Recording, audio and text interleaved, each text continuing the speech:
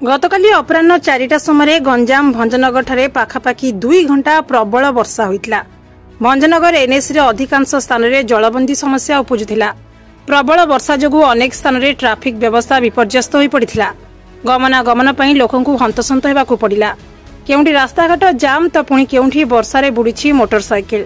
घरु बाहरिबा एवं दुकान को ग्राहक जिबा एक प्रकार समस्या। केवल पाखापाखि 2 घंटा वर्षार माड़े बेहाल भंजनगर।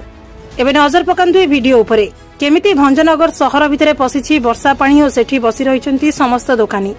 सते जेमिति भंजनगर लोकंक सुरक्षा पई प्रशासन रो निघा नाही। देखंतु ए वीडियो रे भंजनगर रास्ता गुडीक नदी पलटिछि। तेबे सठिक भाबे वर्षा पानी निष्कासन हेउ नथिबारु पानी जमाट बांधुछि और एहार कारण पई समस्या बढ़ुतबा स्थानीय बासिंदा अभियोग करिसंती। रास्ता रे जानबाहन गड़ीबा बदल रे लहड़ी भांगुछि वर्षा पानी। सेपटे स्टेट बैंक छक, बीओ ऑफिस रोड, ब्लॉक छक, लक्ष्मी विहार, कलिंगनगर, खालासाई मुख्य रास्ता, बागदेवी रोड जलार्णव पलटिला। गंजाम रंजित जेना रिपोर्ट, श्री न्यूज। नीलाम्बर प्रधान, आरसी रोड भंजनगर। रास्ता पानी पूरा भरी ड्रेन जो है छोटिया ड्रेन है। आगु जो ड्रेन थिला भल ड्रेन थिला पानी जाउथिला। एबे जो ड्रेन अछि पूरा छोट ड्रेन है, पानी जाउनी। पानी पूरा भरी हला। भरला पर हम दुकान भीतर पानी बसला। एडी समस्त दुकान पानी बसथिला।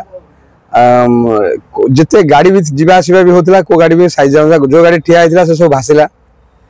जिनस सब रोड पटिया सब भासी आसी गला।